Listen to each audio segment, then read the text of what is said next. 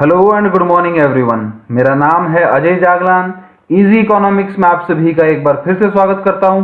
आइए बच्चे स्टार्ट करते हैं हम लोग अपना आज का नेक्स्ट टॉपिक, जिसका नाम है role of human capital formation in economic growth. कि जो इकोनॉमिक ग्रोथ है ना, जो इकोनॉमिक ग्रोथ होती है उसमें ह्यूमन कैपिटल फॉर्मेशन का क्या रोल है, क्या महत्व है। ठीक है, हमें उसको समझना है कि अगर हम ह्यूमन कैपिटल फॉर्मेशन की अगर हम लोगों को एजुकेशन देते हैं, नौकरियां देते हैं, ठीक है, उनको ट्रेनिंग प्रोवाइड करते हैं, उससे देश की या कंट्री की या इकोनॉमिक सिस्टम की ग्रोथ कैसे होती है। ठीक है, उसको हमें अलग अलग पॉइंट्स के हेल्प से समझना है। हमारा पहला पॉइंट है change in emotional and material environment of growth. उससे देखो बच्चे, सबसे पहले रोल क्या होगा, जो इमोशनल और मटेरियल एनवायरनमेंट है ना ग्रोथ का, वो चेंज होता है। अब यहां पर दो वर्ड आए, इमोशनल और मटेरियल एनवायरनमेंट। ये क्या होते हैं? कहता है emotional environment means improving the growth oriented attitude of the people. कहता है जो इमोशनली या मेंटली लोगों की सोच है ना ग्रोथ को लेके, उनका एटीट्यूड चेंज करना। कोई आजकल सभी को पता है, कोई जॉब करना चाहता है, कोई जॉब करना नहीं चाहता, कोई चाहता है कि नहीं हम तो बस ऐसे बैठ के खाएंगे, लेकिन नहीं, उनका एटीट्यूड चेंज करना, उनकी ग्रोथ को इंप्रूव करना। ठीक है, अपने आप को लेवल चेंज करना।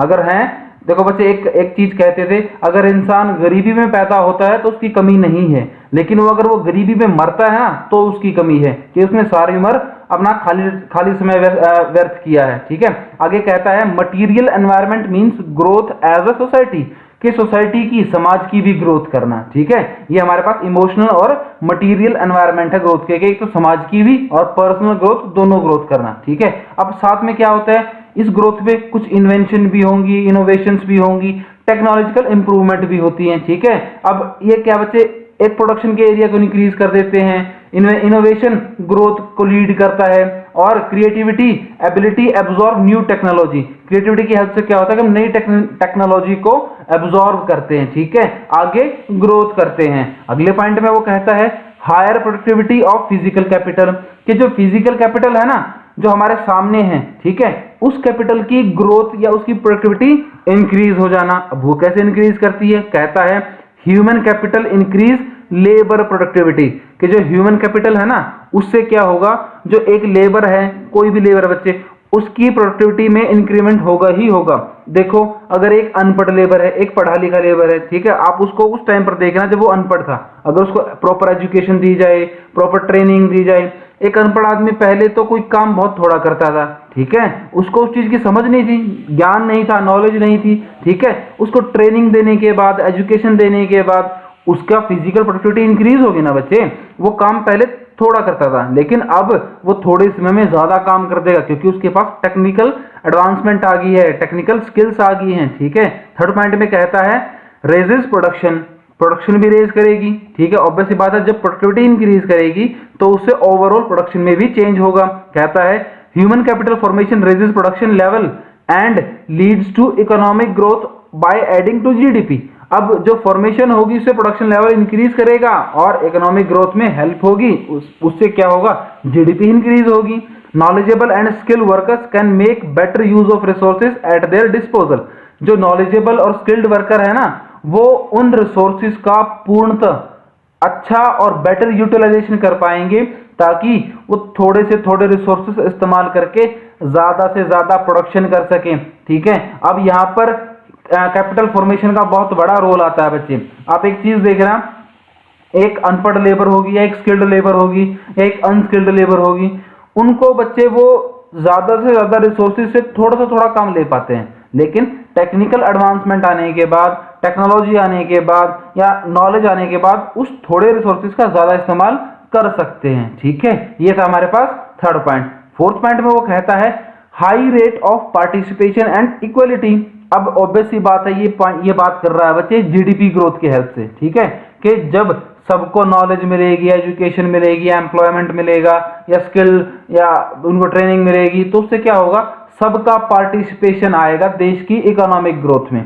ठीक है, अब क्या है, अगर आपको एग्जांपल की हेल्प से मैं समझाना चाहूं, देखो बच्चे, अगर हमारे देश में 125 करोड़ जनसंख्या है, ठीक है, उसमें से मात्र 40 से 50 करोड़ जनसंख्या पॉपुलेशन ऐसी होगी बच्चे जो काम करती है, जो काम करती है, ठीक है। बाकी कुछ बच्चे भी हैं बहुत सारे, कुछ वृद्ध लोग भी हैं, एज्ड पर्सन्स भी हैं जो काम नहीं करते या काम, हाँ ठीक है बच्चे, तो काम करने वाले बहुत थोड़े हैं। अगर मैक्सिमम पॉपुलेशन काम करें, पार्टिसिपेशन आए, तो एक ग्रोथ कहाँ जाएगी, ग्रोथ तो बहुत ज्यादा हो जाएगी बच्चे, इक्वालिटी इंक्रीज होगी, उससे लोगों में बराबर चीजें आएंगी, ठीक है। कहता है this leads to high rate of participation in labour force. उससे क्या होगा, जो लेबर फोर्स है वो बहुत ज्यादा इंक्रीज होगी। अगर हम लोगों को प्रॉपर ट्रेनिंग प्रोवाइड करते हैं, लोगों को प्रॉपर एजुकेशन नॉलेज प्रोवाइड करते हैं, ठीक है, तो उनकी जो लेबर फोर्स है वो काम करने की क्षमता इंक्रीज होगी ना, ठीक है। It reduce the gap between poor and rich. इससे क्या होगा, जो पुअर और रिच के बीच में गैप है ना, वो रिड्यूस हो जाएगा, ठीक है। नेक्स्ट पॉइंट में वो कहता है improve the quality of life, कि जो क्वालिटी ऑफ लाइफ है पुअर की वो भी इंप्रूव करेगी। कैसे, वो कहता है quality of life is indicated by income और हेल्थ। जो क्वालिटी ऑफ लाइफ है वो एक तो वो लोगों की इनकम से और उनकी हेल्थ से शो की जाती है। देखो भैया, अच्छी इनकम है, अच्छी हेल्थ है, ठीक है। Income and health depend upon the level of education skill formation. जो इनकम और हेल्थ है वो किस पर डिपेंड करती है, एजुकेशन पे और स्किल फॉर्मेशन पे। Human capital formation increases these skills and improve the quality of life of masses. कहते हैं जो ह्यूमन कैपिटल फॉर्मेशन है ना, उसकी हेल्प से स्किल और ये क्वालिटी ऑफ लाइफ इंप्रूव करते हैं। Better quality of production means more economic growth. अगर ज्यादा से ज्यादा अच्छी क्वालिटी होगी तो ज्यादा से ज्यादा इकोनॉमिक ग्रोथ भी अच्छी होगी, ठीक है बच्चे। ये था हमारा ये वाला टॉपिक। नेक्स्ट टॉपिक में वो कहता है problem facing human capital formation. वो था, देखो जो हमने पहले पॉइंट पढ़े थे सारे, वो थे कि ह्यूमन कैपिटल फॉर्मेशन का इकोनॉमिक ग्रोथ से क्या रिश्ता है, ठीक है, कैसा रिलेशन है। अब हम पढ़ेंगे कौन कौन सी प्रॉब्लम हमें फेस करनी पड़ती है ह्यूमन कैपिटल फॉर्मेशन में हमारे देश के अंदर, इंडिया के अंदर। वो कहता है सबसे बड़ी प्रॉब्लम एक तो है राइजिंग पॉपुलेशन। जो पॉपुलेशन लगातार राइज करती जा रही है बच्चे, उससे क्या हो रहा है कि जो हमारे रिसोर्सेज है ना, उनका ज्यादा से ज्यादा इस्तेमाल हो पा रहा है, ठीक है। अब जितनी पॉपुलेशन बढ़ेगी, आप सभी जानते हैं रिसोर्सेज बहुत थोड़े हैं और पॉपुलेशन बहुत ज्यादा है, तो पर पर्सन के हिसाब से रिसोर्सेज बहुत थोड़े आते हैं। उनको जो जितनी पॉपुलेशन आएगी उनके लिए सैनिटेशन की, एम्प्लॉयमेंट की, drainage, water system, housing, hospital, education, food supply, इन सब का प्लानिंग करनी पड़ती है, इन सब की अवेलेबिलिटी पूरी करनी पड़ती है, ठीक है। तो प्रॉब्लम आती है बच्चे। अगले बार पॉइंट में कहता है ब्रेन ड्रेन। देखो बच्चे, ब्रेन ड्रेन एक थ्योरी है कि नॉलेज यहाँ से गेन करते हैं, पढ़ते यहाँ पे हैं, रहते यहाँ पे हैं, लेकिन बाद में अपनी वर्क फोर्स को कहीं और लेके चले जाते हैं। जैसे मान लो मैंने नॉलेज यहाँ पर गेन की, पढ़ाई यहाँ पर की, मैंने बचपन पूरा सारा बिताया यहाँ पे, फिर मैं बाद में जब नॉलेज सब कुछ आ गया मेरे पास, मैं काम करने के लिए चला गया दूसरे देश में, तो मैं दूसरे देश की इकोनॉमी में हेल्प कर रहा हूँ, वहां प्रोडक्शन कर रहा हूँ, अपने देश में सारा कुछ खर्चा करने के बाद, ठीक है। तो उस थ्योरी को कहते हैं हम लोग ब्रेन ड्रेन। कहता है इसे एक रिलेटिव वर्ड करता है माइग्रेशन। कहता है migration of highly skilled labour, highly skilled labour की बात कर रहा है। In terms of brain drain slow down the process of human capital formation in the economy. उससे प्रोसेस स्लो पड़ता है क्योंकि वो कहीं और जाके प्रोडक्शन करता है, ठीक है। People born here, educate here and providing services to other country. लोग पैदा यहाँ होते हैं, पढ़ते हैं यहाँ पे, लेकिन जो काम कर, जो अपनी सर्विसेज हैं वो किसी और देश में जाके देते हैं, माइग्रेशन के थ्रू कहीं और माइग्रेट करके। themselves there and causes brain drain। उससे ब्रेन ड्रेन कॉज होता है। ब्रेन और ड्रेन, ड्रेन मतलब बहना, ब्रेन मतलब नॉलेज, ज्ञान। अगले पॉइंट में वो कहता है इनसफिशिएंट या फिर डेफिशिएंट मैन पावर प्लानिंग, कि जो हमारे पास मैन पावर है ना हमारे देश में, एक बहुत बड़ी प्रॉब्लम है ये भी, कि आप सभी जानते हैं बहुत बड़ी मैन पावर है हमारे यहाँ पे, ठीक है। अगर मैं आपको आज करंट का डेटा बताऊं तो हमारा देश दुनिया का, हमारे देश में जो आबादी है ना, दुनिया में सबसे ज्यादा जो यूथ है वो हमारे देश का है, ठीक है। इसलिए कहते हैं भारत जवानों का देश है, ठीक है। अब वो उसमें क्या बच्चे, उसकी प्लानिंग प्रॉपर रूप से नहीं हो रही, ठीक है।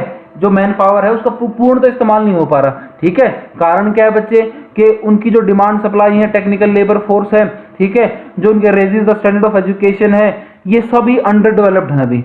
वो उन सब चीजों को, पैरामीटर्स को पूरा नहीं कर पा रहे, जिसके कारण वो प्रॉपर यूटिलाइज हो सके, देश की इकोनॉमी में प्रॉपर पार्टिसिपेट कर सके। मतलब कहीं ना कहीं प्लानिंग में प्रॉब्लम है, तो प्लानिंग को ठीक करना पड़ेगा। नेक्स्ट पॉइंट में कहता है insufficient on the job training, कि जो जॉब ट्रेनिंग है हमारे देश में, देखो हमारे यहाँ पे बहुत रेयर होता है ऐसा कि आपको काम करते वक्त आपको ट्रेनिंग प्रोवाइड की जाए, बहुत मुश्किल होता है। बहुत लिमिटेड सेक्टर्स में ऐसा कि आपको ट्रेनिंग प्रोवाइड करते हैं। एग्रीकल्चर आप सभी को पता है हमारे बैकबोन है, पर लेकिन अभी भी वो अंडर डेवलप्ड है, ठीक है। लेकिन यहाँ पर ऐसे स्किल्ड ट्रेनिंग प्रोग्राम्स बहुत रेयर चलाए जाते हैं कि जिससे पर्सनल डेवलपमेंट हो सके और वो प्रोडक्शन ज़्यादा इंक्रीज कर सकें। नेक्स्ट पॉइंट में कहता है लो एकेडमिक स्टैंडर्ड्स, कि जो हमारी एजुकेशन सिस्टम भी है ना, उसमें भी कहीं ना कहीं भारी मात्रा में प्रॉब्लम है, जो स्टैंडर्ड्स है ना वो बहुत लो है। आप सभी जानते हैं इस चीज़ को कि हमारे देश में आज भी बच्चे जो एजुकेशन है वो डिग्री ओरिएंटेड है, ठीक है, नॉलेज ओरिएंटेड नहीं है। प्लान ऐसे ही होते हैं, ठीक है, लेकिन उसको बाद में इंप्लीमेंट इस तरीके से किया जाता है कि वो डिग्री ओरिएंटेड। सबको सिर्फ इस बात से फर्क पड़ता है मेरे 80% नंबर आए, 100% नंबर आए, 99% नंबर आए, लेकिन उनके पास नॉलेज की प्रॉब्लम रहती है, नॉलेज अच्छी नहीं है, ठीक है। कहीं ना कहीं लो एकेडमिक स्टैंडर्ड्स भी एक जो ह्यूमन कैपिटल फॉर्मेशन है उसमें प्रॉब्लम करते हैं। सब पढ़ तो लेते हैं, ठीक है, लेकिन नॉलेज गेन नहीं करते, ठीक है। हमारा टारगेट कहाँ होना चाहिए? नॉलेज गेन करने में टारगेट होना चाहिए, ठीक है बच्चे। आज के वीडियो में इतना ही, चैप्टर अभी और रहता है, ठीक है। चैनल को सब्सक्राइब, लाइक, शेयर, कमेंट जरूर करें, जिससे आपको नोटिफिकेशन तुरंत मिल जाए और सबकी हेल्प भी हो पाए, ठीक है। Thanks for listening and God bless you all.